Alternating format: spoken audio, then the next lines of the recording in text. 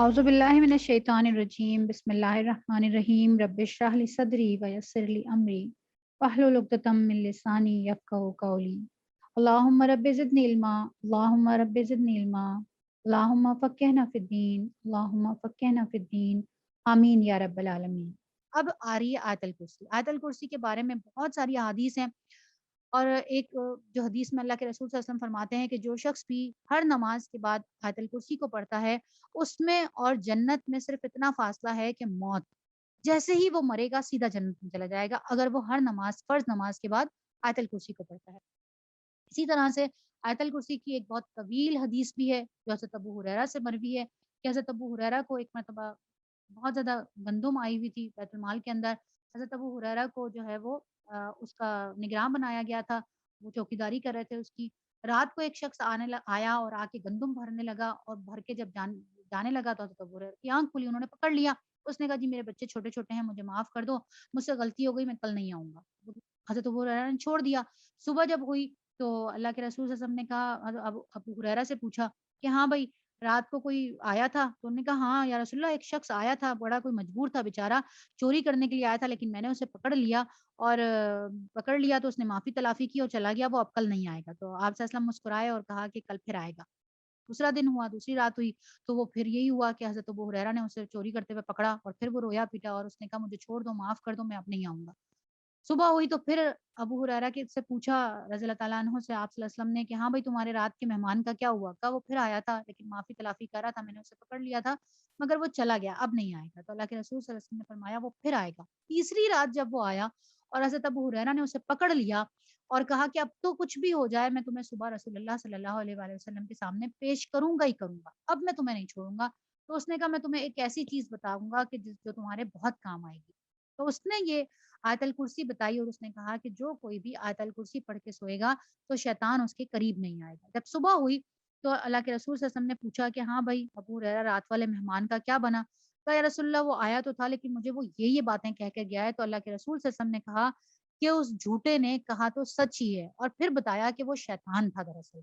वो जो 3 रातों तक आता रहा था वो दरअसल शैतान था, और जो आयतल कुर्सी की वो बात बता कर गया है तो उसने ये सच कहा है तो वो झूठा, लेकिन ये बात उसने सच कही कि जो कोई भी आयतल कुर्सी को पढ़ लेगा तो फिर शैतान उसके ऊपर हमलावर नहीं हो सकेगा। तो आयतल कुर्सी का लफ्ज़ी तर्जुमा करते हैं ताकि जब भी हम आयतल कुर्सी पढ़ें हमें याद रहे। बहुत ही प्यारी इसकी तफ़सीर है, बहुत ही प्यारे इसके तर्जुमा भी है। देखें ज़रा कि क्या क्या अल्लाह ताला कहता है। इस आयतल कुर्सी को तमाम जो आयतें हैं कुरान पाक की, उनकी सरदार कहा जाता है। सैयदुल आयात कहा जाता है इसको, कि ये तमाम आयतों की सरदार है। बहुत ही प्यारी है। अल्लाहु ला इलाहा, अल्लाह, ला नहीं है कोई, इलाह खुदा या माबूद, इल्ला सिवाय, हुआ उसके। उसके किसके? इसमें ज़मीर अल्लाह के। अल्लाह के सिवा कोई भी नहीं है इलाह, सिर्फ अल्लाह ही खुदा है। अल हय्युल कय्यूम, अल हय्यु ज़िंदा है, कय्यूम कायम रहने वाला, ज़िंदा और जावेद।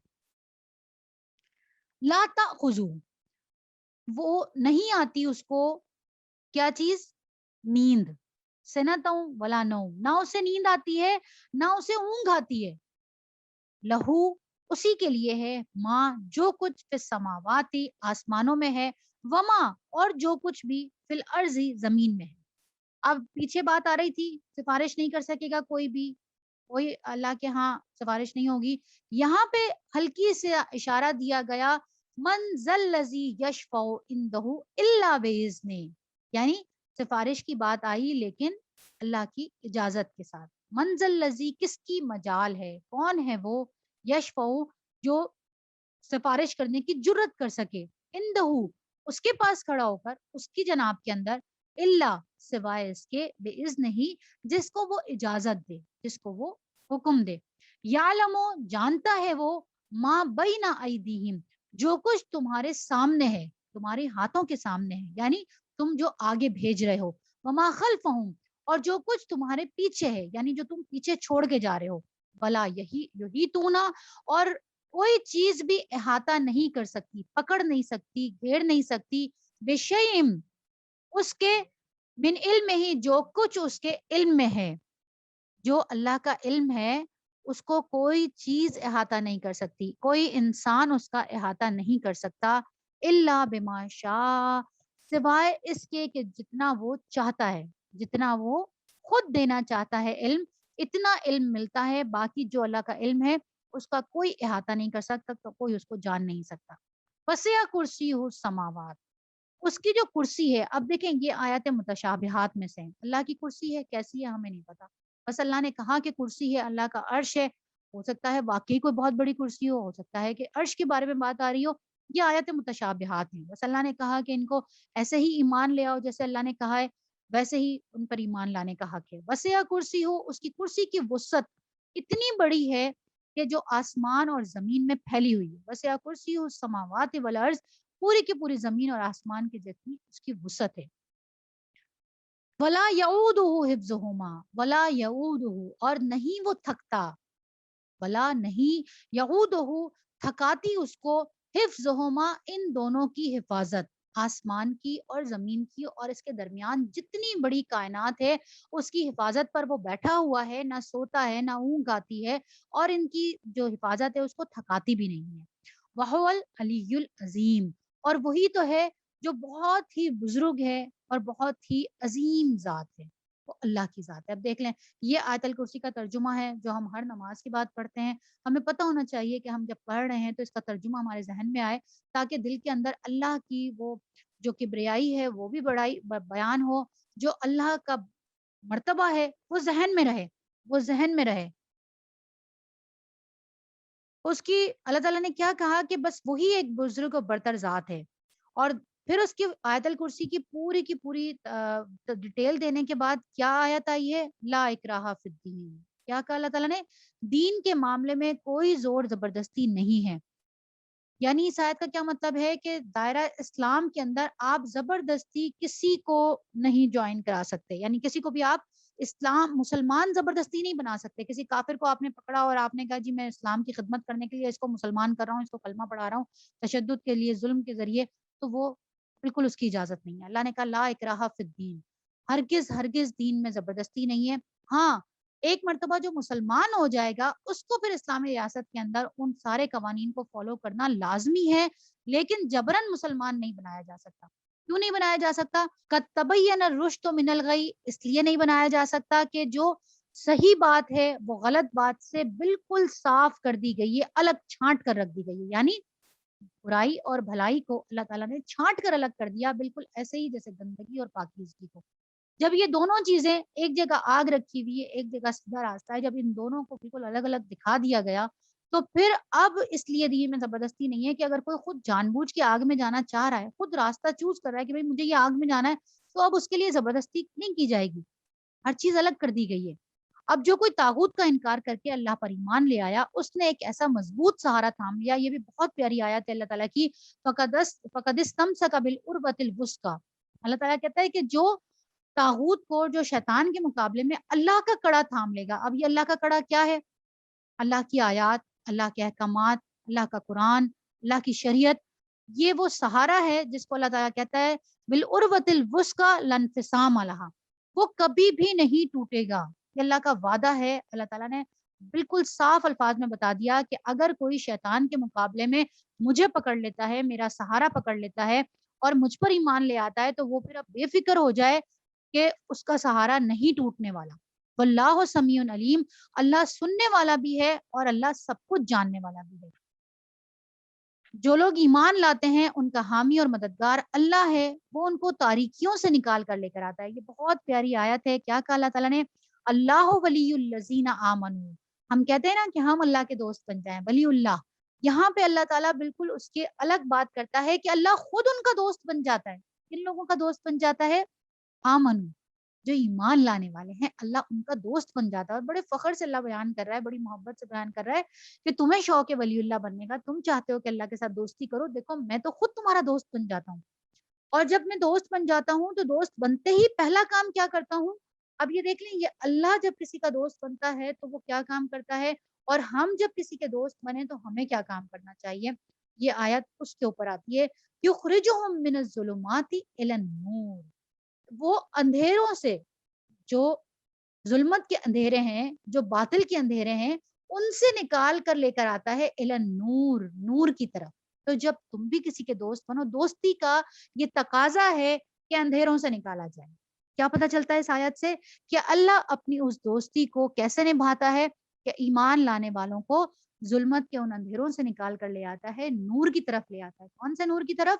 جو ان کو دنیا میں بھی بہت کام دے گا اور آخرت میں بھی بہت فائدہ دے گا۔ ہر شخص اپنا نور نور لے کے چلے گا پلسرات کے اوپر۔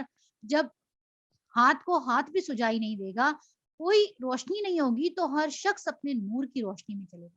کسی کا نور اتنا ہوگا کہ صرف انگوٹھے کے برابر ہوگا، کسی کا نور اتنا ہوگا کہ صرف اس کے قدموں تک جائے گا۔ جیسے سرچ لائٹس ہوتی ہے نا، جو آپ اپنی پیشانی کے اوپر لگا لیتے ہیں، آپ نے دیکھا ہوگا کہ جو نیشنل جیوگرافک کے اوپر بھی، یا جو آج کل تو ہر جگہ ڈاکومنٹریز میں نظر آ رہا ہوتا ہے، یا بہت آسان سی مثال لے لیں، ENT اسپیشلسٹ جو لگائے ہوئے ہوتے ہیں، یا آئی اسپیشلسٹ جو اپنے ماتھے پہ لگائے ہوئے ہوتے ہیں سرچ لائٹس، کہ اس کے ذریعے وہ دیکھ رہے ہوتے ہیں، روشنی لگی ہوئی ہوتی ہے، اس میں بلب لگا ہوا ہوتا ہے۔ ایسا سمجھ لیں کہ ماتھے سے نور پھوٹ رہا ہوگا، اس نور کی روشنی میں آپ نے پلسرات کراس کرنی ہوگی۔ اب کسی کا نور اتنا ہوگا کہ وہ انگوٹھے تک ہوگا، کسی کا نور ہوگا پاؤں تک جا رہا ہوگا، کسی کا نور ہوگا 1 قدم آ رہا ہوگا، کسی کا نور ہوگا 2 قدم آ رہا ہوگا، کسی کا نور اتنا ہوگا کہ وہ یہاں سے مدینہ تک ہوگا۔ اللہم ربنا جلنا میں، اللہم ربنا جلنا، اللہ ہمارا بھی نور اتنا کر دے۔ کب ہوگا وہ نور؟ جب آپ ظلمت کے اندھیروں سے نکل آئیں گے، جب اللہ کی فرما برداری کریں گے، اللہ کے قوانین کو فالو کریں گے۔ تو جیسے اللہ کی دوستی کا تقاضا یہ ہے، اللہ اپنی دوستی نبھاتا ہے، ایمان لانے والوں کو ظلمت کے اندھیروں سے نکالتا ہے، باطل کے اندھیروں سے نکالتا ہے، شیطان کے چنگل سے نکالتا ہے۔ اسی طرح سے ہم پر بھی، مسلمان ایمان لانے والوں پر بھی یہ فرض ہے کہ وہ جب اپنے دوست احباب کو ایسی کسی چیز میں ملوث دیکھیں تو ان کو وہاں سے نکال کر نور کی طرف لے آئیں۔ اور جو لوگ کفر کی راہ اختیار کرتے ہیں، ان کے حامی اور مددگار طاغوت ہیں، اور وہ انہیں روشنیوں سے تاریکیوں میں کھینچ کر لے جاتے ہیں۔ کیا ہوتا ہے کہ نور کے اندر رہتے ہوئے یہ ان کو یہاں سے کھینچ کر لے جاتے ہیں، کہاں پہ؟ الی الظلمات۔ ایک اور اہم بات یہاں پہ دیکھ لیں کہ جب ظلمات کی بات آتی ہے تو جمع کا صیغہ آتا ہے، ظلمات، اندھیرے ہی اندھیرے، کپ اندھیرے، ایسا اندھیرا بالکل جس کے اندر کوئی ذرہ برابر بھی روشنی نہیں ہے۔ لیکن اس کے مقابلے میں جب بات آتی ہے تو جمع کا صیغہ نہیں آتا، بلکہ ایک آتا ہے، کیا آتا ہے؟ نور۔ ان سارے جمع اندھیروں کے لیے، گپ اندھیروں کے لیے ایک نور کافی ہے، جو اللہ کا نور۔ پھر اللہ تعالیٰ کیا فرماتا ہے کہ یہ اولئک اصحاب النار، یہی لوگ تو آگ والے ہیں۔ کون آگ والے ہیں؟ جو لوگوں کو روشنیوں کی طرف سے، نور کی طرف سے ظلمات میں لے جاتے ہیں۔ اور پھر وہ یہ آیت آ گئی، دیکھ لیں کہ ہم فیہا خالدون، یہ کبھی بھی نہیں نکلیں گے، یہ آگ میں جائیں گے اور یہ ہمیشہ اسی میں رہنے والے ہیں، کبھی نہیں نکلیں گے۔ اب اس کے بعد ایک اور واقعے کی طرف اللہ تعالیٰ ذکر کرتے ہیں، کیا تم نے اس شخص کے حال پر غور کیا جس نے ابراہیم سے جھگڑا کیا تھا؟ یہاں پہ ساری بات طاغوت کی بتا کر اور اندھیروں کی بتانے کے بعد اللہ تعالیٰ ایک واقعے کا ذکر کرتے ہیں، جو واقعہ کس کے ساتھ پیش آیا تھا؟ حضرت ابراہیم علیہ السلام کے ساتھ۔ کہ کون تھا یہ جھگڑا کرنے والا؟ نمرود تھا، جو اس وقت کا بادشاہ تھا۔ اور جھگڑا کس بات پر ہوا؟ کہ ابراہیم کا رب کون ہے؟ اور اس بنا پر کہ اس شخص کو اللہ نے حکومت دی تھی، اختیار تھا، پھر وہی بات آ گئی کہ جس کو اللہ اختیار دیتا ہے وہ اپنے وقت کا یا نمرود بن جاتا ہے یا فرعون بن جاتا ہے۔ اختیارات انسان کو دینے کے بعد وہ اپنی حد میں رہے، یہ بہت بڑی بات ہے۔ تو اللہ تعالیٰ کیا کہتا ہے کہ نمرود کو بھی کیا ہوا تھا؟ اختیار دیا گیا تھا، اور اس بنا پر اس نے جھگڑا کیا ابراہیم علیہ السلام سے۔ کیا جھگڑا کیا؟ کہ تیرا رب کون ہے، ابراہیم کا رب کون ہے؟ جب ابراہیم نے کہا کہ میرا رب وہ ہے جس کے اختیار میں زندگی اور موت ہے، تو اس نے کیا کیا؟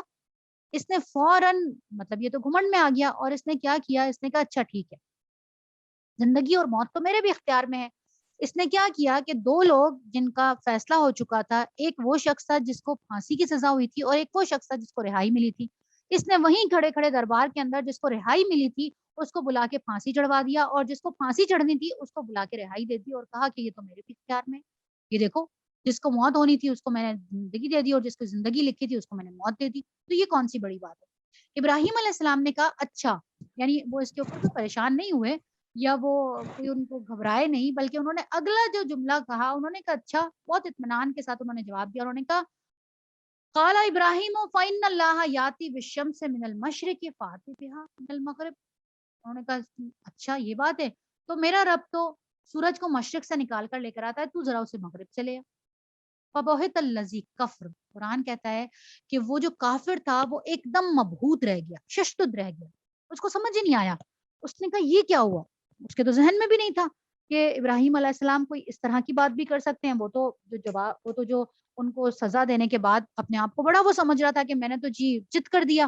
یہاں پہ جب اس کو یہ جواب ملا تو قرآن کہتا ہے کہ فَبُہِتَ الَّذِی کفر، یہ سن کر وہ جو منکر حق تھا وہ ایک دم ششتد رہ گیا. لیکن کیا کہا اللہ تعالیٰ نے؟ واللہ لا یہدی القوم الظالمین، اللہ ظالم لوگوں کو ہدایت نہیں دیتا، چاہے وہ ایک دم ششتد رہ جائیں، پریشان ہو جائیں، لیکن اس کے باوجود کیونکہ ان کے دل کے اندر ہدایت اترتی ہی نہیں. یہ پریشان بھی ہوا، اس کا جواب بھی اس کے پاس نہیں بن پڑا، اس کے پاس کوئی اس کا جواب نہیں تھا کہ اب یہ مغرب سے کیسے لے کر آئے. لیکن یہ ایمان نہیں لایا. کیوں نہیں لے کر آیا؟ یہ ظالم تھا. اللہ ظالموں کو راہ راست نہیں دکھایا کرتا. یا پھر مثال کے طور پر اس شخص کو دیکھو جس کا گزر ایک بستی پر ہوا جو اپنی چھتوں پر اونی پڑی ہوئی. اب یہ بھی بات ہم پہلے کر کے گئے تھے، میں نے آپ کو کہا تھا کہ میں آگے بتاؤں گی کہ صرف عام لوگوں کے دلوں کے اندر خیال نہیں آتا تھا، بلکہ نبیوں کے دلوں میں بھی یہ خیال آ جاتا تھا کہ یہ جو لوگ مر گئے، مٹی ہو گئے، ختم ہو گئے، یہ دوبارہ کیسے اٹھیں گے. اب صرف اتنا سا خیال آیا تھا. یہ حضرت عزیر علیہ السلام تھے، روایات سے پتہ چلتا ہے کہ یہاں سے گزر ہوا ان کا، اور انہوں نے کہا کہ یہ تو بستی پوری کی پوری تباہ ہو چکی ہے، ہلاک ہو چکی ہے. مطلب اللہ کوئی ایسی بستی کے اوپر سے گزرے جہاں پہ عذاب آیا ہوا. انہوں نے دیکھ کے کہا یہ تو پوری کی پوری بستی تباہ ہو گئی، اب یہ کیسے اللہ اس کو دوبارہ زندہ کرے گا. اب یہ صرف سوچا تھا انہوں نے، اللہ نے کیا کیا؟ ان کی روح قبض کر لی. 100 سال تک ان کی روح قبض کیے رکھی، مردہ پڑے رہے.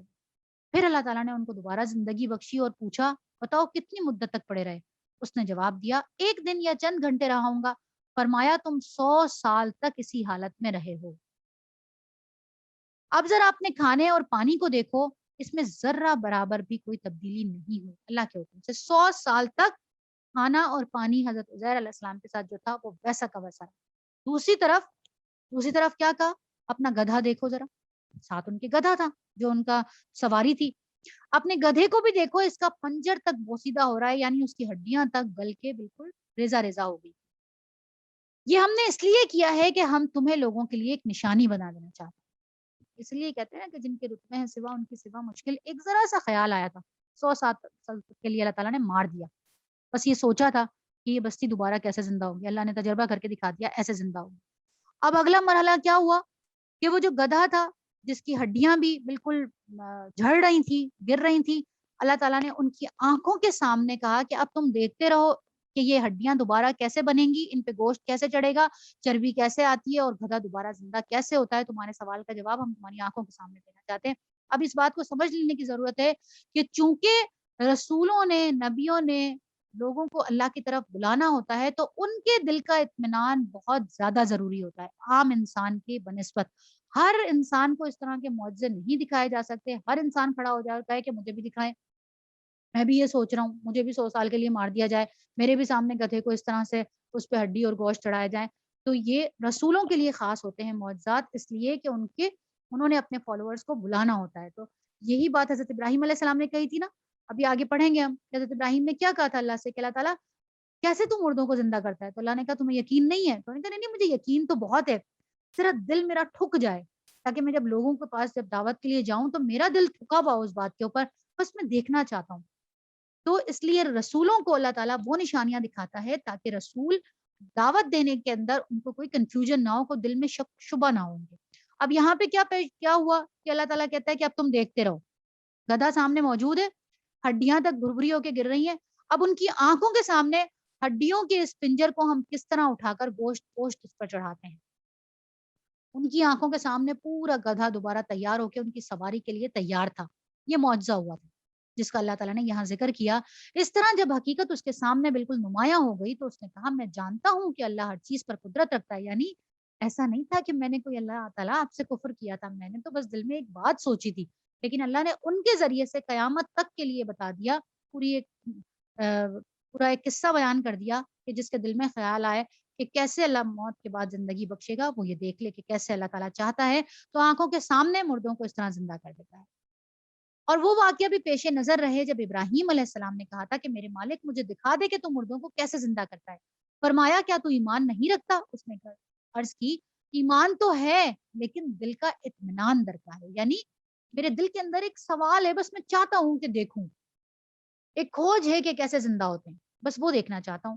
تو اللہ تعالیٰ نے کہا کہ اچھا ٹھیک ہے، تو 4 پرندے لے، ان کو اپنے سے مانوس کر لے، پھر ان کا ایک ایک جز ایک ایک پہاڑ پر رکھ دے، پھر ان کو پکار، وہ تیرے پاس دوڑے چلے آئیں گے۔ یعنی 4 پرندے لے کے ان کے کوئی نام رکھ دو، اور پھر ان کے بعد ان کو ذبح کرو، کاٹو، ان کا گوشت مکس کرو، اور اب جب یہ مکس ہو جائے، اب پتہ نہیں چل رہا کہ ان چاروں کا کون سا کس کا حصہ کون سا ہے، ان چاروں کو الگ الگ ایک ایک حصہ لے جا کے 4 جگہوں پہ رکھ کر آ جاؤ، اور پھر بیچ میں بیٹھ کے ان کو آواز لگاؤ، تو یہ چاروں کے چارے پرندے بن کر کس کا کس کی ٹانگ کہاں پہ تھی، کس کا سر کہاں پہ تھا، الگ الگ رکھو سب، لیکن جب تم ان کو آواز دو گے تو اللہ کے حکم سے وہ تمہارے پاس پرندے بن کر پورے کے پورے مکمل شکل میں دوڑے ہوئے چلے آئیں گے۔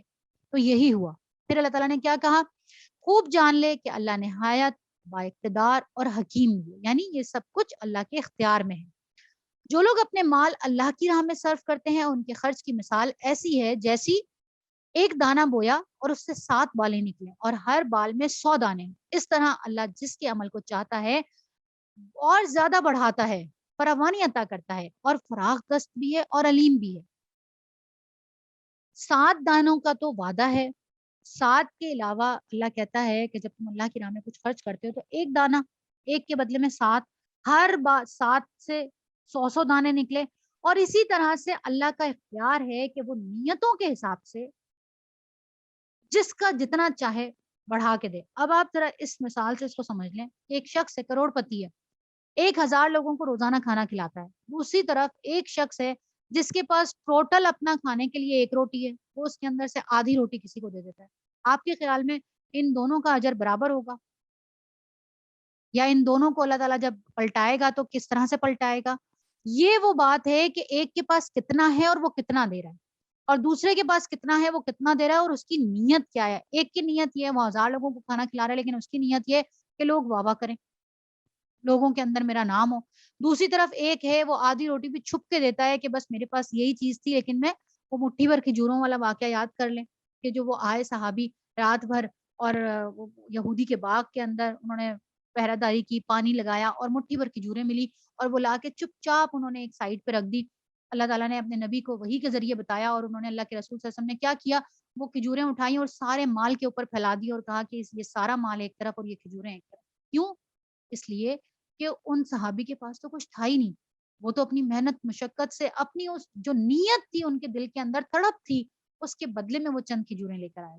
تو اللہ کے ہاں جو بدلہ دیا جاتا ہے وہ تعداد کے اوپر نہیں دیا جاتا، وہ اس کی مال کی کثرت پہ نہیں دیا جاتا، بلکہ نیتوں کے اوپر دیا جاتا ہے۔ پھر اللہ تعالیٰ نے کیا کہا کہ جو لوگ اپنے مال اللہ کی راہ میں خرچ کرتے ہیں اور خرچ کر کے پھر احسان نہیں جتاتے۔ دیکھیں، ایک تو خرچ کرنا، خرچ کرنے کے بعد آپ نے کسی کی مدد کر دی، آپ نے کسی کو کوئی چیز دے دی اور اس کو پھر جینا حرام کر دیا آپ نے اس کا، کہ میں نے تمہیں یہ دیا تھا، میں نے تمہیں یہ دیا تھا، میں نے تمہیں، اللہ کہتا ہے مجھے اس کی ضرورت نہیں ہے، اس کا 1% بھی آپ کو اجر نہیں ملتا۔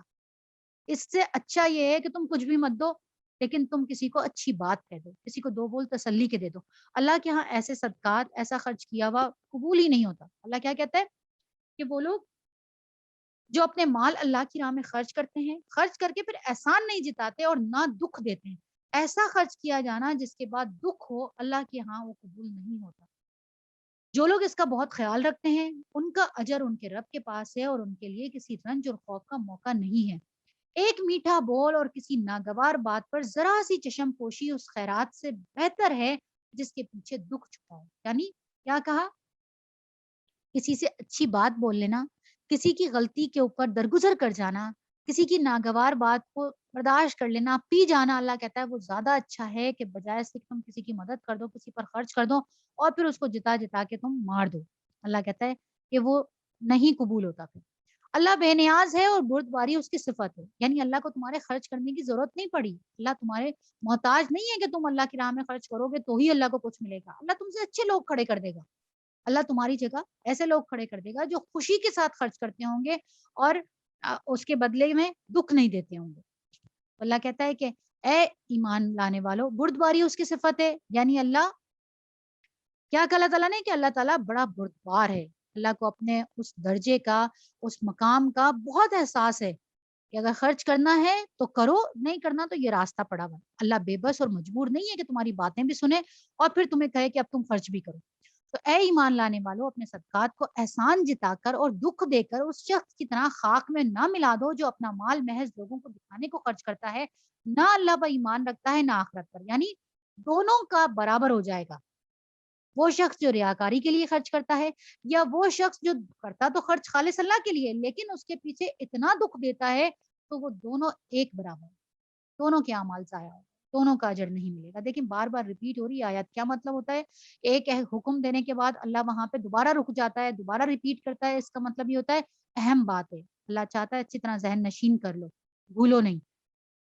اور پھر اللہ نے کیا کہا کہ وہ نہ اللہ پر ایمان رکھتا نہ آخرت پر، اس کے خرچ کی مثال ایسی ہے جیسے ایک چٹان تھی جس پر مٹی کی تہ جمی ہوئی تھی، اس پر جب زور کا میਂہ برسا تو ساری مٹی بہ گئی اور صاف چٹان رہ گئی، یعنی اس کے خرچ کی مثال کیسی ہے کہ ایک چٹان جس پر مٹی کی تہ جمی ہوئی تھی، جب بارش ہوئی مٹی بہ گئی ساری، کیا رہ گیا؟ پتھر رہ گیا، چٹان رہ گئی، کچھ بھی نہیں بچا۔ پانی نے اس چٹان کو کوئی فائدہ نہیں پہنچایا، اس بارش سے اس چٹان کے اوپر کوئی چیز نہیں ہوگی، کچھ بھی نہیں ہوا۔ جبکہ ایسے لوگ اپنے نزدیک خیرات کر کے جو نیکی کماتے ہیں اس سے کچھ بھی ان کے ہاتھ نہیں آتا، کوئی فائدہ نہیں ہوتا، کوئی فصل نہیں اگتی، کچھ بھی نہیں ہوتا، مٹی تھی بہ گئی، پتھر کا پتھر رہ گیا۔ اور کافروں کو سیدھی راہ دکھانا تو اللہ کا دستور ہی نہیں ہے، بخلاف اس کے جو لوگ اپنے مال محض اللہ کی رضا جوئی کے لیے دل کے پورے ثبات اور قرار کے ساتھ خرچ کرتے ہیں، ان کے خرچ کی مثال ایسی ہے جیسے کسی سطح مرتفع پر ایک باغ ہو اور زور کی بارش ہو جائے تو وہ دگنا پھل لے آئے۔ اب دیکھیں بارش دونوں جگہ پہ ہوئی، وہاں بھی بارش ہوئی تھی، یہاں بھی بارش ہو رہی ہے۔ وہاں بارش سے کیا ہوا؟ چٹان تھی، مٹی تھی، بہ گئی، ختم ہو گئی، کوئی فائدہ ہی نہیں، پتھر کا پتھر رہا۔ یہاں پہ بارش ہوئی تو کیا ہوا کہ نرم مٹی تھی، پودے لگے ہوئے تھے، بیج اگا ہوا تھا، ڈبل فصل آ گئی۔ ابھی سنگل آنی تھی، بارش اچھی ہو گئی، ہم کہتے ہیں نا کہ اس دفعہ تو بارش بہت اچھی ہوئی ہے، فصل بہت ہی اچھی تیار ہوئی ہے۔ تو بالکل اسی طرح سے اللہ مثال دیتا ہے، انسانوں کے معاملات کی مثال اللہ تعالیٰ اسی طرح سے دیتا ہے جیسے انسان دنیا میں برت رہے ہوتے ہیں۔ اللہ نے کیا کہا کہ ڈبل بارش، زوردار بارش ہو جائے تو دگنا پھل لائے، اور اگر زور کی بارش نہ بھی ہو تو ایک ہلکی سی فوار ہی اس کے لیے کافی ہو جائے۔ کیا پتا چلا؟ خرچ بہت زیادہ کروڑوں میں خرچ نہیں کیا، لیکن نیت خالص تھی، تھوڑا سا اللہ کی راہ میں خرچ کرنا ہی اتنا زیادہ فائدے مند ہو گیا اللہ کے نزدیک کہ اللہ نے اس کو ڈھیروں ڈھیر اجر دے دیا۔ یہ جو فصل ہے یہ دراصل اجر ہے۔ تو اللہ کہتا ہے کہ تھوڑی سی بھی بارش ہو لیکن تم نے نیت کے ساتھ، اچھی نیت کے ساتھ کیا تو تمہارے لیے کافی ہو جائے گا۔ تم جو کچھ کرتے ہو سب اللہ کی نظر میں ہے۔ کیا تم میں سے کوئی یہ پسند کرتا ہے کہ اس کے پاس ایک ہرا بھرا باغ ہو، نہروں سے سیراب، کھجوروں اور انگوروں کے اور ہر قسم کے پھلوں سے لدا ہوا، وہ عین اس وقت ایک تیز بگولے کی زد میں آ کر جھلس جائے جبکہ وہ خود بوڑھا ہو اور اس کے کمسن بچے ابھی کسی لائق نہ ہو؟ اس طرح اللہ اپنی باتیں تمہارے سامنے بیان کرتا ہے کہ شاید تم غور و فکر کرو۔ یعنی یہ کیا بتایا؟ اب یہ سارے جو مثالیں دی ہیں یہ کیوں دی ہے؟ کہ تم میں سے کوئی شخص ایسا جو بالکل بوڑھا ہو گیا۔ اب بوڑھا شخص، دیکھیں دو چیزیں ہوتی ہیں نا، ایک تو بوڑھا ہوتا ہے، بچے جوان ہوتے ہیں، اگر نقصان ہو بھی گیا ایک امید ہے کہ چلو بھائی بچے دوبارہ جوان ہو گئے، بچے دوبارہ سے محنت کریں گے، دوبارہ وہ سب کچھ لے آئیں گے۔ یہاں پہ دونوں باتیں دکھائیں این اس وقت جب وہ خود بوڑھا بھی ہے اور بچے بھی چھوٹے ہیں، دونوں آپشن ختم ہو گئے۔ یہاں پہ نیکیوں کی بات کی جا رہی ہے کہ تم نے خرچ بھی کیا، اب تمہارے پاس اتنی بھی مہلت نہیں ہے کہ تم دوبارہ سے خرچ کر سکو، مال بھی تمہارے پاس نہیں ہے، آخری وقت تمہارا آ گیا، اب تم کیا کرو؟ تو اس لیے شروع سے اپنی اپنی نیتوں کو خالص رکھو اللہ کی راہ میں خرچ کرتے ہوئے۔ تو اللہ تعالیٰ کہتا ہے کہ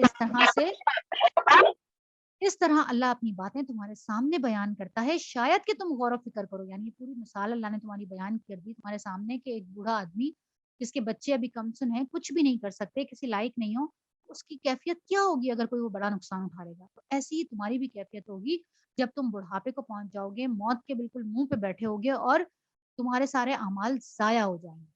حبطت اعمالہم، سارے اعمال ایسے ہو جانا، ختم ہو جانا۔ حبطت کہتے ہیں ایسا جانور جس کا پیٹ پھٹ جائے، یعنی ضائع ہو جائے سب کچھ۔ تو اللہ تعالیٰ کیا کہتے ہیں کہ اس طرح اللہ اپنی باتیں تمہارے سامنے بیان کرتا ہے شاید کہ تم غور و فکر کرو۔ اے لوگو جو ایمان لائے ہو، جو مال تم نے کمائے ہیں اور جو کچھ ہم نے زمین سے تمہارے لیے نکالا ہے اس میں سے بہتر حصہ اللہ کی راہ میں خرچ کرو۔ ہم کیا خرچ کرتے ہیں؟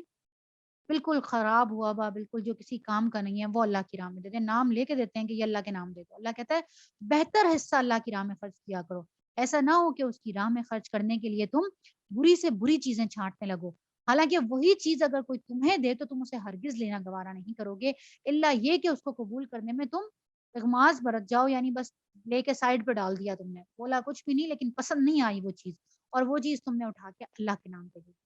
تمہیں جان لینا چاہیے کہ اللہ بے نیاز ہے اور بہترین صفات سے متصف ہے، اللہ تعالیٰ کو ضرورت نہیں ہے ان چیزوں کی، تم دو گے تو بھی فرق نہیں پڑتا اللہ کی ذات پہ، اور تم نہیں دو گے تو بھی اللہ کی ذات پہ کوئی فرق نہیں پڑتا، تم دو گے تو تمہارے اپنے ہی لیے بہتر ہے۔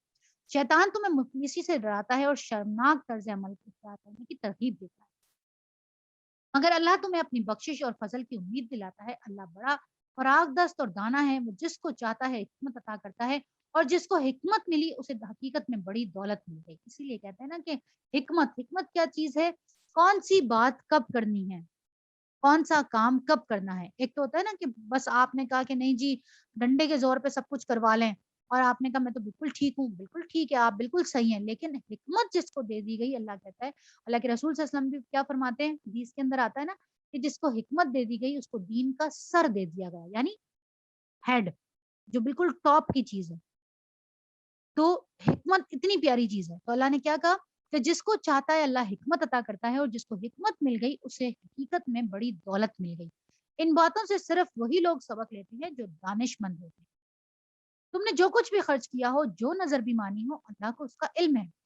ظالموں کا کوئی مددگار نہیں، اگر اپنے صدقات اعلانیہ دو تو یہ بھی اچھا ہے، لیکن اگر چھپا کر حاجت مندوں کو دو تو یہ تمہارے حق میں زیادہ بہتر ہے۔ تمہاری بہت سی برائیاں اس طرز عمل سے محو ہو جاتی ہیں، یعنی اگر تم سے کوئی غلطی ہو گئی، اسی لیے کہتے ہیں نا کوئی کوئی آپ نے برائی کر دی، کوئی گناہ کا کام کر دیا، فوراً کوئی نیکی کا کام کر دیں، اللہ کہتا ہے تمہارے صدقات تمہاری برائیوں کو ختم کر دیتے ہیں، اس کے بدلے میں اللہ تعالیٰ اس کو اس صدقے کو قبول کر لیتے ہیں۔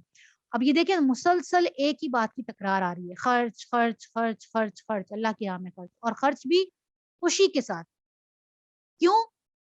ہم پیچھے پڑ کے گئے کہ اللہ تعالیٰ نے کیا کہا، نیکی یہ نہیں ہے کہ مشرق اور مغرب سے تم منہ کر لو، نیکی یہ بھی نہیں ہے کہ تم اپنے گھروں میں پیچھے سے داخل ہو جاؤ، آگے پھر آئے گا لن تنالوا البر، تم نیکی کو ہرگز نہیں پہنچ سکتے، کب تک نہیں پہنچ سکتے، جب تک تم اللہ کی راہ میں اپنے مال خرچ نہ کرنے لگ جاؤ، چھپے ہو چھپا کے دو یا اعلانیہ دو۔ کچھ جگہوں پر اعلانیہ دینا اس لیے اچھا ہوتا ہے کہ آپ کسی جگہ بیٹھے ہوئے ہیں، کہیں پہ کوئی اعلان ہوا کہ صدقات کے کون کون اپنے صدقات دینا چاہتا ہے، آپ چاہتے ہیں کہ بارش کا پہلا قطرہ بن کے آپ ہاتھ اٹھا دیں، اعلان کر دیں، آپ کی دیکھا دیکھی اگر اور بھی لوگ وہاں پہ کھڑے ہو جائیں جو ابھی تک جھجک رہے تھے، اگر آپ نے اس نیت سے وہاں پہ کھڑے ہو کے اپنا اعلانیہ صدقہ دیا تو یہ اس چھپے ہوئے صدقے سے زیادہ اچھا ہوگا، اس لیے کہ آپ کو دیکھنے کے بعد 10 اور لوگ آپ کی پیروی کریں، کھڑے ہو جائیں وہ جو وہ جھجک رہے تھے، تو اس کا اجر بھی آپ کے حصے میں آئے گا کہ ہاں آپ بارش کا پہلا قطرہ بنے تھے۔ لیکن جہاں معاملہ ایسا ہو کہ کسی کی دل آزاری ہو رہی ہو اور وہاں پہ خاموشی سے بھی صدقہ دیا جا سکتا ہو، چپ چاپ دیا جا سکتا ہو، اس کو جتایا نہ جائے، تو وہاں پہ افضل یہ ہے کہ آپ صدقات چھپا کر دیں، اور تمہاری بہت سی برائیاں اس طرز عمل سے محو ہو جاتی ہیں، اللہ ان کو مٹا دیتا ہے، اور جو کچھ تم کرتے ہو اللہ کو بہرحال اس کی خبر ہے۔ لوگوں کو ہدایت بخش دینے کی ذمہ داری تم پر نہیں ہے، قرآن کہتا ہے کہ تم نہ تو ٹھیکیدار ہو، نہ تم چوکیدار ہو، نہ تمہیں اللہ تعالیٰ نے کوئی ذمہ دار بنایا، تمہارا کام صرف کیا ہے، تم صرف آگے پہنچا دو، تم قاصد ہو، تمہارا کام یہ ہے خوبصورتی کے ساتھ احسن طریقے کے ساتھ اللہ کے پیغامات نیچے تک اتار دو۔ ہدایت تو اللہ ہی جسے چاہتا ہے بخشتا ہے، اور خیرات میں جو مال تم خرچ کرتے ہو وہ تمہارے اپنے لیے بھلا ہے، آخر تم اسی لیے تو خرچ کرتے ہو کہ اللہ کی رضا حاصل ہو، تو جو کچھ مال تم خیرات میں خرچ کرو گے اس کا پورا پورا اجر تمہیں دیا جائے گا، اور تمہاری حق تلفی ہرگز نہ ہو۔ خاص طور پر مدد کے مستحق وہ تنگ دست لوگ ہیں جو اللہ کے کام میں ایسے گر گئے ہیں کہ اپنے ذاتی کسب معاش کے لیے زمین میں کوئی دوڑ دھوپ نہیں کر سکتے، ان کی خودداری دیکھ کر ناواقف آدمی یہ گمان کرتا ہے کہ یہ خوشحال ہیں۔ یہ کون لوگ ہیں؟ یہ وہ سفید پوش لوگ ہیں جنہوں نے اپنی پوری کی پوری زندگی اللہ کے لیے وقف کر دی، لیکن یہ کسی کے آگے ہاتھ نہیں پھیلاتے۔ یہ سب سے زیادہ مدد کے مستحق یہ لوگ ہیں، نمبر 1 کے اوپر جو مدد کے مستحق لوگ ہیں وہ یہ لوگ ہیں جو بالکل خاموش ہیں، سفید پوش لوگ ہیں، اپنی زندگیاں اللہ کے لیے کھپا دی ہیں۔ تم ان کے چہروں سے ان کی اندرونی حالت پہچان سکتے ہو، مگر یہ ایسے لوگ نہیں ہیں کہ لوگوں کے پیچھے پڑ پڑ کے مانگیں، کچھ لوگوں کی عادت ہوتی ہے مانگ لیتے ہیں، بار بار کہہ رہے ہوتے ہیں، اللہ کہتا ہے یہ مانگتے بھی نہیں ہیں، لیکن تم ان کے چہروں سے اندازہ لگا لو گے کہ یہ وہی سفید پوش لوگ ہیں اور بڑے خوددار لوگ ہیں۔ تو ان کی اعانت میں جو کچھ مال تم خرچ کرو گے وہ اللہ سے پوشیدہ نہیں رہے گا، یعنی اللہ تعالیٰ اس کا بھی اجر تمہیں دے گا۔ جو لوگ اپنے مال شب و روز کھلے اور چھپے خرچ کرتے ہیں ان کا اجر ان کے رب کے پاس ہے، اور ان کے لیے کسی خوف اور رنج کا مقام نہیں، مگر جو سود کھاتے ہیں جو لوگ، ان کا حال اس شخص کا سا ہوتا ہے کہ جیسے کسی نے جسے شیطان نے چھو کر باولا کر دیا ہو۔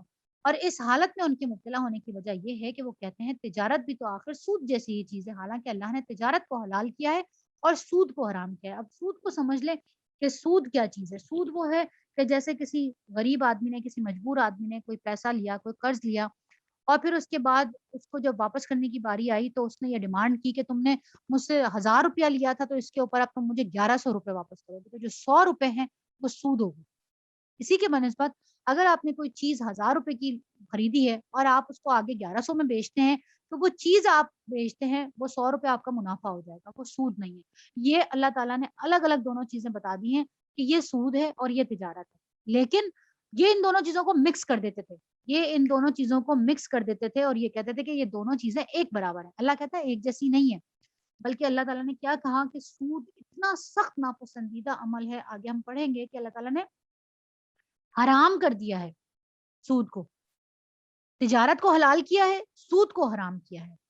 اور سود کے بارے میں بہت زیادہ، یہ دیکھیں تفسیر بھی کتنی زیادہ ہے، اس کو ضرور پڑھیے گا تفسیر کو، ہمارے پاس تو ابھی اتنا وقت نہیں ہے کہ ہم اس کو دیکھیں، موٹی موٹی احادیث کو دیکھ لیتے ہیں۔ سود کے بارے میں ایک حدیث جو معراج کے موقع کے اوپر اللہ کے رسول صلی اللہ علیہ وسلم کو جب جنت اور دوزخ کا مشاہدہ کروایا گیا، تو جب آپ کا گزر ہوا ایک ایسی قوم کے اوپر ہوا کہ جہاں پہ بہت لوگ جو ہے وہ بہت بڑے بڑے پیڑ تھے ان کے، اور وہ زمین میں گرے ہوئے تھے، پڑے ہوئے تھے زمین کے اوپر، اور فرعون کا جو لشکر ہے یہ قیامت تک صبح اور شام پورا کا پورا لشکر آگ کے اوپر پیش کیا جاتا ہے، صبح بھی اور شام میں بھی۔ تو یہ پورا لشکر ان جو وہ گرے ہوئے تھے زمین پہ پڑے ہوئے لوگ تھے بہت بڑے بڑے پیٹ والے، ان کے اوپر سے گزرتا ہوا یہ لشکر جاتا ہے۔ تو اللہ کے رسول صلی اللہ علیہ وسلم نے جب یہ منظر دیکھا تو جبریل علیہ السلام سے پوچھا کہ جبریل یہ کون لوگ ہیں اور یہ کون ہے جو یہ پورا لشکر جا رہا تھا؟ تو جبریل علیہ السلام نے کہا کہ یا رسول اللہ صلی اللہ علیہ وآلہ وسلم یہ فرعون ہے جو اپنے پورے لاؤ لشکر کے ساتھ روزانہ صبح اور شام آگ کے اوپر پیش کیا جاتا ہے، اور جس راستے سے اس کو لے کے جایا جاتا ہے، جن لوگوں کے پیٹ کے اوپر سے یہ چڑھتا ہوا گزرتا ہے وہ سود خور ہیں، جن کے پیٹوں کے اوپر سے، یعنی یہ دیکھیں قیامت تک اس کی یہ سزا ہے، اور قیامت کے اندر بھی کیا کہا اللہ تعالیٰ نے، وہ پاگل ہو کے اٹھے، اس کی حالت پاگل جیسی ہوگی، اتنا سخت گناہ ہے۔ اور سود کے بارے میں کیا آتا ہے، حدیث کے اندر آتا ہے کہ اس کے 73 حصے کر دیے جائیں سود کے تو اس کا ایک حصہ ایسا ہے جیسے اپنی ماں سے زنا کرنے کے برابر، اتنی سخت حدیث ہے سود کی، اللہ کو اتنا سخت ناپسند ہے۔ یہ واحد وہ عمل ہے جس کے بارے میں قرآن یہ کہتا ہے کہ اگر تم اس سے باز نہیں رہو گے تو اللہ اور اس کا رسول دونوں سے جنگ کرنے کے برابر ہے۔ کسی اور عمل کے بارے میں قرآن یہ نہیں کہتا، اللہ یہ نہیں کہتا کہ میرے اور میرے رسول سے جنگ کرنے کے برابر ہے، سوائے سود کے بارے میں۔ تو اندازہ کر لیں کہ سود کتنا سخت ناپسند ہے۔ لہٰذا جس شخص کو اس کے رب کی طرف سے یہ نصیحت پہنچے اور آئندہ کے لیے وہ سود خوری سے باز آ جائے تو پہلے جو کچھ کھا چکا سو کھا چکا، اس کا معاملہ اللہ کے حوالے ہے۔ اس حکم کے بعد اب اگر کوئی پھر اسی حرکت کا ارادہ کرے گا تو وہ جہنمی ہے جہاں وہ ہم فیہا خالدون۔ کیا پتہ چلا؟ سود کھانے والے اس حکم کے بعد آ جانے کے بعد بھی اگر کوئی سود کھاتا ہے وہ جہنم سے نہیں نکلے گا، ہم فیہا خالدون، ہمیشہ ہمیشہ جہنم میں رہے گا۔ اب یہ نہیں کہا کہ وہ اگر امت محمدیہ ہوگا تو اللہ تعالیٰ اس کو باہر نکال لیں گے، یہاں پہ کوئی ایسی کیٹیگری نہیں اللہ تعالیٰ نے بتائی۔ پھر اللہ نے ایک اور بات کیا کر دی، ایک حتمی قانون اللہ تعالیٰ نے بتا دیا کہ اللہ سود کا مٹھ مار دیتا ہے۔ مٹھ مارنے کا کیا مطلب ہوتا ہے؟ آپ نے اگر کبھی آپ لوگ اوپر والے ایریاز میں گئے ہوں مری وغیرہ تو آپ نے دیکھا ہوگا کہ کچھ درخت ایسے ہوتے ہیں جن کے اوپر بجلی گری ہوئی ہوتی ہے نا، جو بجلی کے گرنے سے جو درخت ہوتے ہیں وہ جب جن کی ٹاپ جل جاتی ہے، جن کی ٹاپ جل جاتی ہے نا وہ کبھی بھی درخت دوبارہ نہیں اگتے۔ آپ نے کبھی غور کیا ہو یا آئندہ کبھی جائیں تو دیکھیے گا کہ اوپر سے بلیک ہوئے ہوئے ہوتے ہیں، جلے ہوئے ہوتے ہیں، وہ والے درخت ہوتے ہیں جن کے اوپر آسمانی بجلی گر جاتی ہے۔ اب جب بجلی گر گئی تو بے شک زمین میں جڑیں کتنی بھی مضبوط ہیں لیکن وہ درخت دوبارہ نہیں اگتے، وہ دوبارہ ان کے اندر نہیں نکلتی کمپل۔ تو اللہ تعالیٰ کیا کہتا ہے کہ سود کا مٹھ مار دیتا ہے، اس کی ٹاپ کو اللہ تعالیٰ بند کر دیتا ہے، وہ دوبارہ سے نشو نما نہیں ہوتی اس کی، بڑھتا نہیں ہے، وہ کم سے کم کم سے کم کم سے کم ہو کے اور آخر کار ختم ہو جاتا ہے. جبکہ اس کے مقابلے میں اللہ کیا کہتا ہے، صدقات وہ چیزیں جس کی پوری مثال پیچھے دی گئی. کیسے دی گئی؟ کہ ہلکی سی فوار بھی برسی تو اتنی زیادہ فصل ہوئی کہ دگنی فصل ہوگی. صدقات کو اللہ تعالیٰ نشو نما دیتا ہے، اللہ کا وعدہ ہے، بڑھا چڑھا کے دیتا ہے. اور اللہ تعالیٰ نے پھر کیا کہا کہ اللہ کسی ناشکرے اور بد عمل کو پسند نہیں کرتا. ہاں، جو لوگ ایمان لے آئیں اور نیک عمل کریں، نماز قائم کریں اور زکوٰۃ دیں، ان کا اجر بے شک ان کے رب کے پاس ہے اور ان کے لیے کسی خوف اور رنج کا موقع نہیں ہے. اے لوگوں جو ایمان لائے ہو، خدا سے ڈرو اور جو کچھ تمہارا سود لوگوں پر باقی رہ گیا ہے اسے چھوڑ دو، اگر واقعی تم ایمان لائے ہو. لیکن اگر تم نے ایسا نہ کیا تو آگاہ ہو جاؤ کہ اللہ اور اس کے رسول کی طرف سے تمہارے خلاف اعلان جنگ ہے. اب بتائیں آپ کہ جس کے خلاف اللہ اور اس کا رسول کھڑا ہو جائے جنگ کرنے کے لیے، اس کو دنیا اور آخرت میں کہاں پناہ ملے گی؟ کون سی جگہ ہوگی جہاں جا کے وہ چھپے گا؟ یا کون اس کا مددگار اور حامی ہوگا جو اس کے ساتھ کھڑا ہوگا؟ کون ہوگا؟ کہاں جائے قرارے؟ تو کہیں پہ بھی نہیں ہے. اب بھی توبہ کر لو اور سود کو چھوڑ دو تو اپنا اصل سرمایہ لینے کے تم حقدار ہو. دیکھیں اللہ تعالیٰ نے اتنا رحم کیا کہ اللہ نے یہ نہیں کہا کہ چلو تمہارا جو مال تھا وہ بھی خراب ہو گیا، اب تمہیں سارا کا سارا چھوڑنا ہوگا، بلکہ اللہ نے کیا کہا کہ تم اپنا مال جو ہے وہ واپس نکال سکتے ہو، لیکن سود چھوڑ. نہ تم ظلم کرو نہ تم پر ظلم کیا جائے. تمہارا قرض دار تنگ دست ہو تو اسے ہاتھ کھلنے تک مہلت دو. دیکھیں یہ کام ہے صدقے کے، بہت سارے طریقے. صدقے کا ایک طریقہ یہ بھی ہے کہ آپ نے کسی کو پیسے دے دیے. ایک طریقہ یہ ہے کہ آپ نے کسی کو قرض دیا تھا، آپ کو پتا ہے کہ اب اس کے حالات ٹھیک نہیں ہیں اور وہ تنگ دست ہے، تو اللہ تعالیٰ کہتا ہے کہ اب تم اس کے سر پہ جا کے مت کھڑے ہو جاؤ.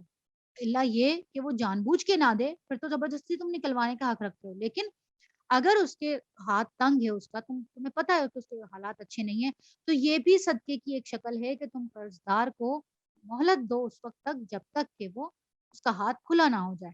اور اگر وہ پھر بھی نہیں دے سکتا تو بہتر ہوگا کہ تم اس کو جو ہے معاف کر دو. تو تمہیں اللہ تعالیٰ تو پھر اللہ تعالیٰ کیا کہتا ہے کہ اور جو صدقہ کر دو تو یہ تمہارے لیے زیادہ بہتر ہے. یعنی جو تم نے قرض دیا تھا اس کو تنگ دست کو ہاتھ کھلا ہونے تک مہلت دو، اور اگر صدقہ ہی کر دو تو یہ تمہارے لیے زیادہ بہتر ہے اگر تم سمجھو.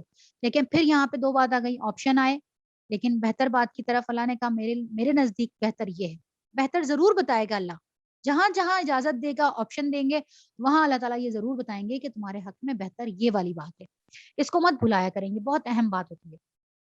اس دن کی رسوائی سے بچو اور مصیبت سے بچو جبکہ تم اللہ کی طرف واپس ہوگے اور وہاں ہر شخص کو اس کی کمائی ہوئی نیکی یا بدی کا پورا پورا بدلہ ملتا ہے اور کسی پر ہرگز ظلم نہ ہوگا. اے لوگوں جو ایمان لائے ہو، جب کسی مقررہ مدت کے لیے تم آپس میں قرض کا لین دین کرو تو اسے لکھ لیا کرو. فریقین کے درمیان انصاف کے ساتھ ایک شخص دستاویز تحریر کرے جسے اللہ نے لکھنے پڑھنے کی قابلیت بخشی ہو، اسے لکھنے سے انکار نہیں کرنا چاہیے. ایک اور قانون آ رہا ہے، ایک اور حکم آ رہا ہے، اور سے دیکھیں. سگے بہن بھائی ہوں، سگے بھائی بھائی ہوں، سگے رشتہ دار ہوں، رحم کے رشتے ہوں، جو مرضی ہو، لین دین کی بات آئے گی تو لکھت پڑھت ہوگی. قرآن کہتا ہے، فرض کر دیا قرآن کے اندر کہ تم نے جب قرض کا لین دین کرنا ہو تو لکھ لیا کرو. اس بارے میں ایک اہم حدیث میں آپ کو بتاتی چلوں کہ 3 لوگوں کی دعائیں اللہ قبول نہیں کرتا.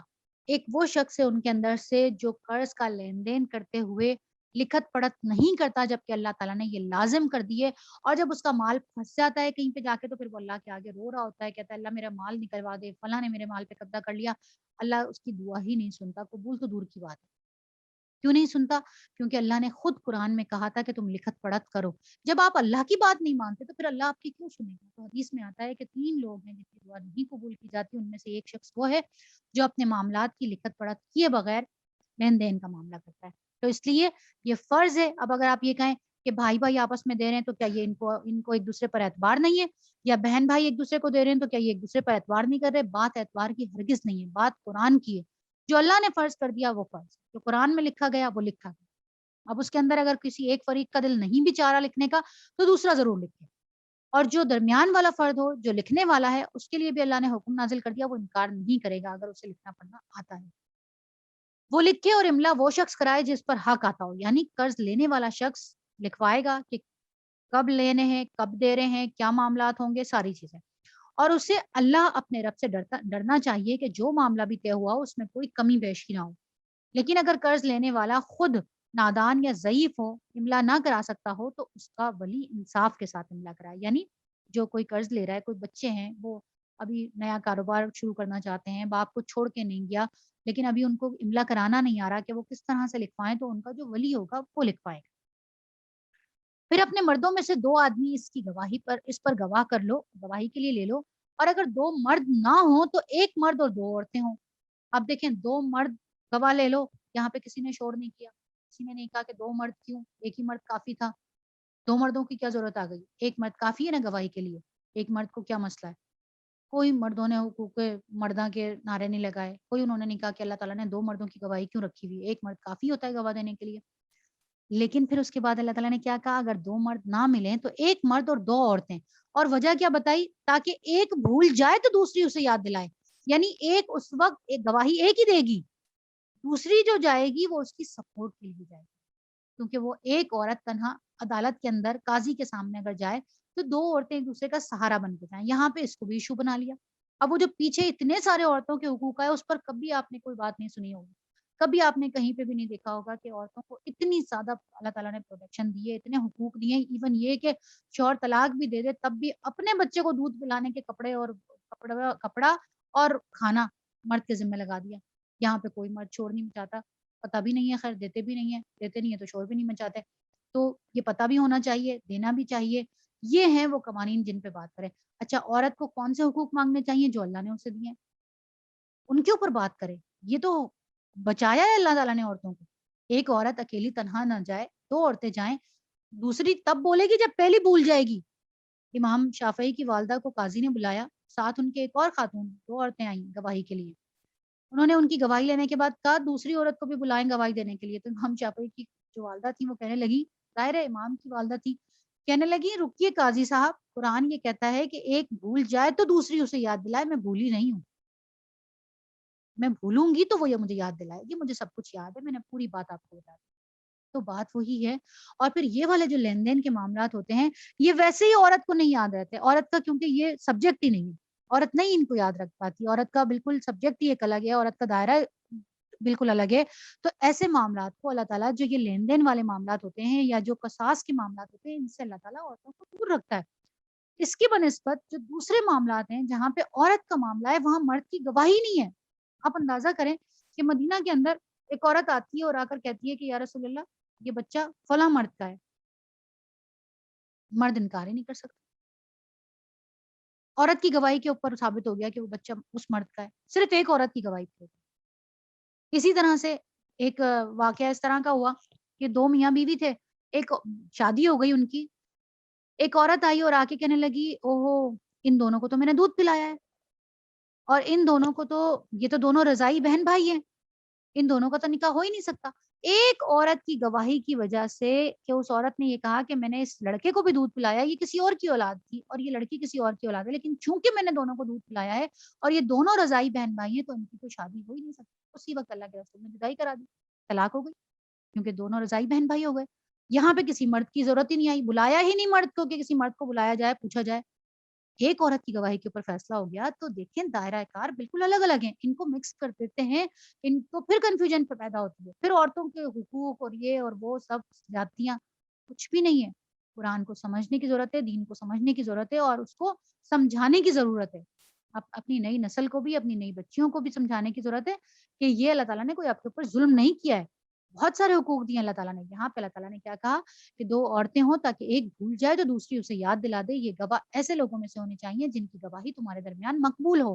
گواہوں کو جب گواہ بننے کے لیے کہا جائے تو انہیں انکار نہیں کرنا چاہیے، معاملہ خواہ چھوٹا ہو یا بڑا، میعاد کے تعین کے ساتھ اس کی دستاویز لکھوا لینے میں تساہل نہ کرو، یعنی سستی نہ کرو کہ لکھوا لیں گے دیکھیں گے۔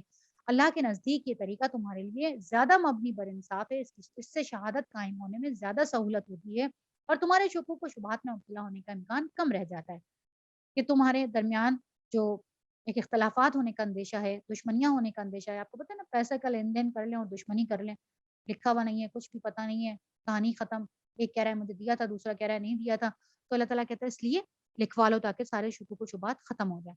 ہاں، جو تجارتی لین دین دست بس دست تم لوگ آپس میں کرتے ہو، اس کو نہ لکھا جائے تو کوئی حرج نہیں ہے، یعنی ڈیلی کی ڈیلی اگر تم کوئی چیز دیتے ہو، پرچیز کرتے ہو، خریدتے ہو، پیسے لیتے ہو، تو اس میں کوئی حرج نہیں ہے، وہ تم کر سکتے ہو، مگر تجارتی معاملے طے کرتے وقت گواہ ضرور کر لیا کرو۔ جب تم پیسے دینے لگو تو کوئی نہ کوئی گواہ وہاں پہ موجود ہو، کہ اگر خدا نہ خواستہ کسی ایک کی نیت کے اندر کوئی کھوٹ آ جائے تو وہاں گواہ موجود ہو کہ جو کہے ہاں میرے سامنے پیسے دیے تھے۔ کاتب اور گواہ کو ستایا نہ جائے، ہمارے یہاں تو مروا دیا جاتا ہے گواہوں کو، ہمارے یہاں تو اتنے سخت، اللہ معاف کرے، برا حال ہے کہ گواہ دیتے ہوئے لوگ گواہی دیتے ہوئے سامنے دیکھ رہے ہوتے ہیں اور انکار کر دیتے ہیں کہ میں نے کچھ بھی نہیں دیکھا، حالانکہ گواہی دینا فرض ہے، شہادت فرض ہے، انکار نہیں کر سکتے۔ لیکن ساتھ ہی یہ بھی کہا کہ کاتب اور گواہ دونوں کو ستایا نہیں جائے گا، فریقین کی طرف سے، ہمارے یہاں تو گولی سے اڑا دیتے ہیں۔ تو اس لیے یہ وہ چیزیں ہیں، یہ وہ قوانین ہیں جن پر جو لاگو ہونا لازمی ہے ایک اچھے معاشرے کے لیے۔ ایسا کرو گے تو گناہ کا ارتکاب کرو گے، یعنی اگر ان کو ستاؤ گے تو اللہ کے گناہ کا ارتکاب کرو گے اور اللہ کے غضب سے بچو، وہ تم کو صحیح طریقے عمل کی تعلیم دیتا ہے۔ اور اگر اور اسے ہر چیز کا علم ہے، اگر تم سفر کی حالت میں ہو اور دستاویز لکھنے کے لیے کوئی کاتب نہ ملے تو رہن بالقبض پر معاملہ کرو، یعنی کوئی چیز گروی رکھ کر اور پھر قرضہ لے لو، راستے سے گزر رہے ہو کسی ایسے شہر سے، وہاں پہ تمہیں قرض لینا پڑ گیا، اب تمہارے پاس لکھوانے کے لیے کوئی بندہ نہیں موجود تو تم اپنی کوئی چیز، قیمتی چیز دے کر گروی رکھ کر قرضہ لے سکتے ہو۔ اگر تم میں سے کوئی شخص دوسرے پر بھروسہ کر کے اس کے ساتھ کوئی معاملہ کرے تو جس پر بھروسہ کیا گیا اسے چاہیے کہ امانت ادا کرے اور اللہ اپنے رب سے ڈرے، یعنی اگر کوئی گروی زیادہ قیمتی چیز رکھ کے تمہارے پاس چلا گیا، تم پر اعتبار کر ہی لیا اس نے کہ لکھنے والا کوئی نہیں ملا، تو یہ نہ ہو کہ تم اس کی قیمتی چیز کو ہڑپ کر جاؤ، انکار کر دو، بلکہ تمہیں اس کی امانت کا خیال رکھنا چاہیے کہ اگر نہیں بھی لکھا گیا تو تم اسے واپس کر دو۔ اور شہادت ہرگز نہ چھپاؤ، دیکھیں شہادت چھپانا سخت گناہ ہے، فرض ہے شہادت دینا، جو شہادت چھپاتا ہے اس کا دل گناہ میں آلودہ ہے، یعنی دل میں کوئی کھوٹ ہے، کوئی چور ہے، اور اللہ تمہارے اعمال سے بے خبر نہیں ہے۔ شہادت ہر طرح کی ہو سکتی ہے، صرف شہادت یہ نہیں ہے کہ کسی کو قتل کرتے ہوئے دیکھا تو شہادت دی، کسی کو لین دین کرتے ہوئے دیکھا تو شہادت دی، شہادت چھوٹی سے چھوٹی بات کے اوپر بھی ہوتی ہے، بڑی سے بڑی بات کے اوپر بھی ہوتی ہے۔ ہم عورتوں کے لیے خاص طور پہ اس لیے ہے کہ ہم اپنے گھروں کے اندر جو معاملات ہوتے ہیں، اپنے سسرال کے اندر، اپنے میکے کے اندر جو معاملات ہوتے ہیں، اپنے بچوں کے درمیان جو معاملات ہوتے ہیں، ان میں جو چیز ہم نے دیکھی ہوتی ہے ہم اس سے سر پہ نظر کر جاتے ہیں، ہم چھپا جاتے ہیں، ہم کہتے ہیں ہمیں کیا ضرورت پڑی ہے، لو میں ساس کی حمایت میں بولوں گی تو جٹھانی ناراض ہو جائیں گی، جٹھانی کی طرف بولوں گی تو ساس ناراض ہو جائیں گی، بھائی میں نے تو کچھ دیکھا ہی نہیں تھا، دیکھا سب کچھ تھا، سنا سب کچھ تھا، ایک فریق کے ساتھ زیادتی ہو رہی ہے، دوسرا زیادتی کرنے والا ہے، لیکن آپ اس لیے نہیں بول رہے کہ آپ کا معاملات اچھے رہیں۔ یہاں پہ اللہ کہتا ہے شہادت چھپانا سخت گناہ ہے، شہادت دینا لازمی ہے، چاہے وہ ابھی آگے ہم پڑھیں گے تو اس وقت ذرا زیادہ اس کی تفسیر کر لیں گے کہ اللہ تعالیٰ کیا کہتا ہے کہ شہادت دینا فرض ہے، چاہے وہ تمہاری اپنی ذات کے خلاف، تمہارے والدین کے خلاف یا تمہارے رشتہ داروں کے خلاف نہ آئی ہو، تو پھر اس کو تفصیل سے دیکھ لیں گے۔ اللہ تمہارے اعمال سے بے خبر نہیں ہے، آسمانوں اور زمین میں جو کچھ ہے سب اللہ کا ہے، تم اپنی دل کی باتیں کو ظاہر کرو یا چھپاؤ، اللہ بہرحال ان کا حساب تم سے لے کر رہے گا، پھر اسے اختیار ہے جسے معاف کر دے یا جسے چاہے سزا دے، ہر چیز پر قدرت رکھتا ہے وہ۔ یہ جب آیت نازل ہوئی تو صحابہ کرام گھٹنوں کے بل گر گئے اور بری طرح سے رونے لگے، ہم تو اس آیت سے پتہ نہیں کتنی بار گزر جاتے ہیں نا، ہمیں تو پتہ بھی نہیں اس آیت کا مطلب کیا ہے۔ آیت کا کیا ہے کہ تمہارے دل میں جو اٹھنے والے خیالات ہیں ان پہ بھی اللہ تم سے پکڑ کرے گا۔ اب یہ تو دل میں اٹھنے والے خیالات تو انسان کے بس میں نہیں ہوتے، اور جب تک بس میں آتے ہیں تب تک بات ہی گزر چکی ہوتی ہے، پتہ نہیں انسان کیا کیا کچھ سوچ چکا ہوتا ہے کسی کے بارے میں، برائی سوچ چکا ہوتا ہے، بدلہ لینے کا سوچ چکا ہوتا ہے، بہت چیزیں۔ تو جب یہ آیت نازل ہوئی تو صحابہ کرام بری طرح سے رونے لگے اور گھٹنوں کے بل گرے اور کہنے لگے یا رسول اللہ یہ تو بڑی سخت آیت نازل ہو گئی، یہ اللہ نے کیا کہہ دیا، ہمارا اپنے دل میں خیالات جو اٹھتے ہیں کنٹرول کرتے کرتے بھی وقت لگ جاتا ہے، تو ایسی کیا، یہ تو ہم پکڑے جائیں گے۔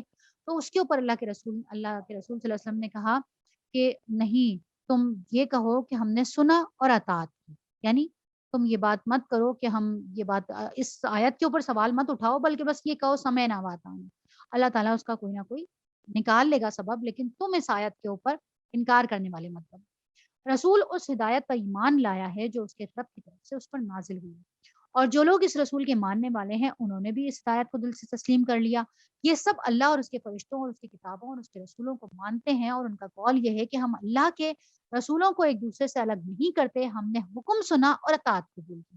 یہ وہ بات تھی جو اللہ کے رسول نے کہی کہ آپ یہ کہیں کہ ہم نے سنا اور اطاعت کی، تو پھر صحابہ کرام نے بھی یہ کہا سمعنا واطعنا، ٹھیک ہے اللہ کے رسول ہم نے سن لیا اور ہم نے اطاعت کی، تو اللہ تعالیٰ نے یہاں پہ اس کو دوہرا دیا کہ مالک ہم تجھ سے خطا بخشی کے طالب ہیں اور ہمیں تیری ہی طرف پلٹنا ہے، بڑی خوبصورت دعا۔ کیا کہا اللہ تعالیٰ نے، سمعنا واطعنا غفرانک ربنا والیک المصیر، کہ اللہ تعالیٰ ہمیں تیری ہی طرف پلٹنا ہے، اور رب لا یکلف اللہ نفسا الا وسعها، پھر یہ آیت نازل ہوئی جب انہوں نے یہ کہہ دیا سمینا و اطاعنا، تو پھر اس کے بعد اللہ تعالیٰ نے آیت نازل کر دی کہ اللہ کسی بھی انسان کے اوپر اس کی قدرت سے بڑھ کر کوئی ذمہ داری کا بوجھ نہیں ڈالتا، یعنی تم نے جو دلوں میں جو خیال آتے ہیں ان پہ اللہ پکڑ نہیں کرے گا جب تک کہ وہ اس کے اوپر عمل نہ کرے۔ یہ اگلی آیت آئی۔ ہر شخص کی جو نیکی کمائی ہے اس کا پھل اسی کے لیے ہے، اور جو بدی بھی سمیٹی ہے اس کا وبال اسی پر ہے۔ ایمان لانے والوں تم یوں دعا کیا کرو، یعنی تمہیں یہ خوف ہو رہا ہے کہ بھئی اللہ تعالیٰ ہمارے دلوں میں آنے والے خیالات کو بھی پکڑ لے گا، تو تم یہ دعا کیا کرو، اے ہمارے رب ہم سے بھول چوک میں جو قصور بھی ہو جائیں ان پر گرفت نہ کرنا، مالک ہم پر وہ بوجھ نہ ڈال جو تو نے ہم سے پہلے لوگوں پر ڈالے تھے۔